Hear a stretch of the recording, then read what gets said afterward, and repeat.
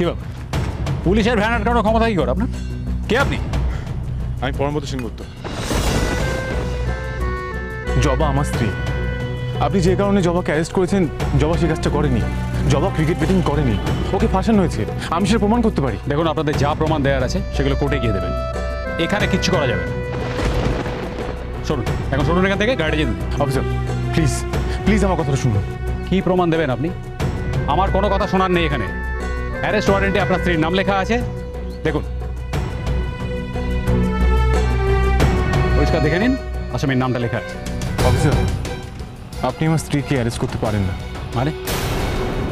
মানে আপনার ওয়ারেন্টে লেখা আছে জবা সেনগুপ্ত, কিন্তু আমার স্ত্রীর নাম জবা রানী সেনগুপ্ত।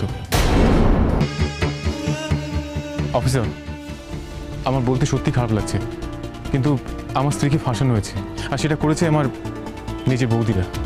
দেখুন, ওটা আপনাদের ফ্যামিলির ব্যাপার, আমি ওটার মধ্যে মাথা ঘামাতে চাই না।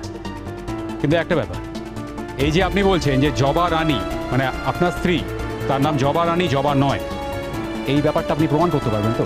হ্যাঁ নিশ্চয়ই, আমি প্রমাণ দিতে পারবো, তবে তার জন্য আপনাকে আমার বাড়ি যেতে হবে। আমি আমি সেখানে গেলে সব সব প্রমাণ দিতে পারি। তাতে কোনো অসুবিধা নেই, সেটা আমি যেতেই পারি। চলুন। Thank you so much.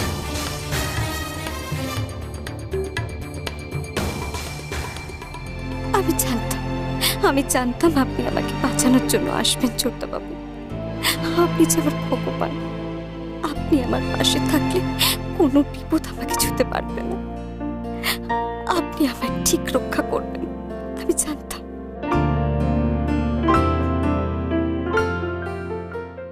এ কি ময়ূরী, কেন মার সাথে এভাবে কথা বলছো? কেন রাগারাগি করছো? মার কি দোষ?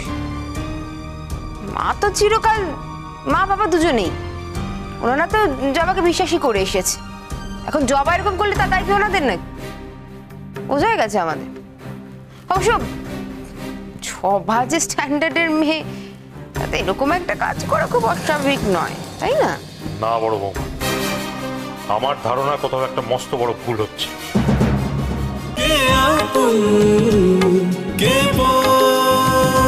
চলো চলো চলো পাল্টাই।